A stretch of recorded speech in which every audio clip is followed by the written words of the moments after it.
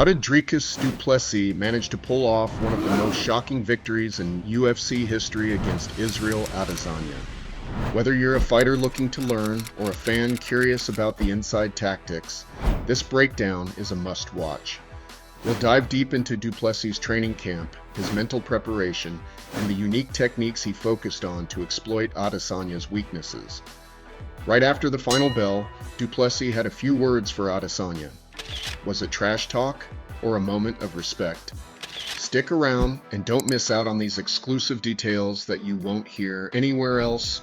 All the information shared in this video is sourced directly from the official MMA fighting website, ensuring you get accurate and reliable insights straight from one of the most trusted names in the sport. From the outset, du Plessis and his team understood that to defeat a fighter of Adesanya's caliber, they needed a strategy that would not only neutralize his strengths but also exploit any potential vulnerabilities. Adesanya, known for his striking ability and tactical acumen, posed a significant challenge. However, du Plessis was confident in his ability to apply constant pressure and disrupt Adesanya's rhythm. Du Plessis' strategy revolved around not giving Adesanya the space and time to execute his usual game plan. He knew that Adesanya would likely try to control the fight from the center of the octagon, dictating the pace and range. To counter this, du Plessis made a conscious effort to stand his ground, refusing to back off and allowing Adesanya to tire himself out by fighting at an unfamiliar pace and accustomed to, one where du Plessis could apply pressure consistently and test Adesanya's endurance. Du Plessis' approach was methodical. Each round he would start by standing his ground and allowing Adesanya to feel in control. However, as the round progressed, his coach would signal the time to ramp up the pressure. Around the 2-minute mark in each round, du Plessis would begin to push forward more aggressively, landing significant strikes and putting Adesanya on the back foot. This strategy was designed to wear Adesanya down, both mentally and physically. As the fight progressed, du Plessis noticed that Adesanya's ability to dictate the pace was diminishing. The first half of each round, where Adesanya seemed to control the fight, became shorter and shorter. By the fourth round, du Plessis had successfully worn down Adesanya's defenses, allowing him to land several big shots that staggered the champion. It was at this point that du Plessis knew he had Adesanya on the ropes. A key element of du Plessis' strategy was his understanding of Adesanya's defensive habits, particularly his ability to get back to his feet when taken down. Du Plessis acknowledged that Adesanya was exceptionally skilled at escaping from compromising positions to recover quickly. However, du Plessis planned to use this to his advantage by focusing on control and striking rather than simply trying to keep Adesanya grounded. When du Plessis managed to take Adesanya down in the second round, he didn't waste energy trying to keep him on the mat. Instead, he focused on landing hard, precise punches while Adesanya was preoccupied with defending against the takedown. This approach allowed du Plessis to land significant strikes without giving Adesanya the opportunity to reset and regain control of the fight. In the fourth round, after landing several big shots that clearly hurt Adesanya, du Plessis saw an opportunity. Although he initially planned to finish the fight with a knockout, the positioning of their bodies made a takedown the more advantageous option. When du Plessis took Adesanya down, he could feel that the champion was no longer resisting effectively. Sensing that Adesanya was dazed, du Plessis quickly transitioned to a rear naked choke, ending the fight. Mentally, du Plessis approached the fight with a clear understanding of the challenge ahead. He was fully aware of Adesanya's reputation and skill set, but he refused to be intimidated. Instead, du Plessis focused on his own strengths and the game plan he and his team had developed. His confidence was rooted in thorough preparation and a deep belief in his abilities. Du Plessis' mental preparation also involved studying Adesanya's past fights extensively. He and his coaches carefully analyzed Adesanya's fighting style, looking for patterns and weaknesses that they could exploit. They noted that while Adesanya often controlled the pace of his fights, he struggled when opponents applied consistent pressure. This insight became a cornerstone of du Plessis' mental strategy. He would not allow Adesanya to dictate the terms of the fight. In addition to strategic planning, du Plessis worked on maintaining mental composure.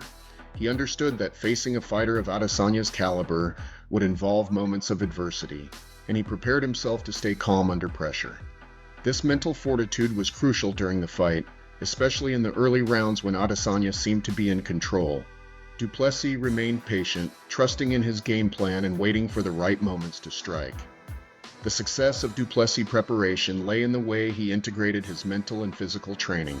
He didn't just prepare his body to be in peak condition, he also conditioned his mind to execute the game plan under pressure. During the fight, even when Adesanya landed significant strikes or appeared to be gaining the upper hand. During the fight, Du Plessis' preparation was evident in the way he executed his strategy.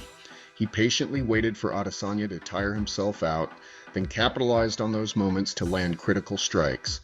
His physical conditioning ensured that he had the stamina to keep pushing forward, while his mental preparation allowed him to remain focused and adapt to the flow of the fight. After his intense battle with Israel Adesanya at UFC 305, Dricus du Plessis took a moment to address the tension that had built up between them, particularly around some comments that had stirred controversy. In the aftermath of the fight, Du Plessis approached Adesanya not as a rival but as a fellow warrior, aiming to clear the air regarding any misunderstandings about his previous remarks. Du Plessis explained that his intention was never to insult Adesanya's family, especially his parents. Recognizing the importance of family, Du Plessis wanted to make it clear that any perceived slight was unintentional. He approached Adesanya after the fight to clarify this, saying, "If it sounded like I was saying anything bad about your parents, that was not the case." He emphasized that his words were never meant to be disrespectful and that he held no ill will towards Adesanya's family. However, Du Plessis didn't shy away from the rivalry that had defined their relationship leading up to the fight. He added a blunt message telling Adesanya to harden up if he felt offended by the comments. Du Plessis was straightforward, acknowledging that while they might never be friends due to their differing personal views, there was mutual respect between them as fighters. Adesanya, in response, seemed to understand Du Plessis' clarification, signaling that he didn't take personal offense regarding his family. This exchange highlights a complex dynamic between the two fighters. On one hand, there is an ongoing rivalry and personal differences that prevent them from seeing eye to eye outside the octagon. On the other, there's a deep respect that comes from facing each other in such a high-stakes and physically demanding battle. Du Plessis acknowledged this respect, noting that it's impossible not to appreciate what Adesanya has achieved in the sport after sharing such an intense experience in the octagon. The interaction didn't end with just words. Du Plessis, in a gesture of respect and appreciation for the battle they had just fought, gave Adesanya a jacket as a token of the moment they shared.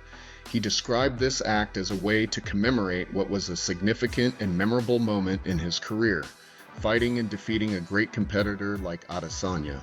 For Du Plessis, the jacket wasn't just a gift.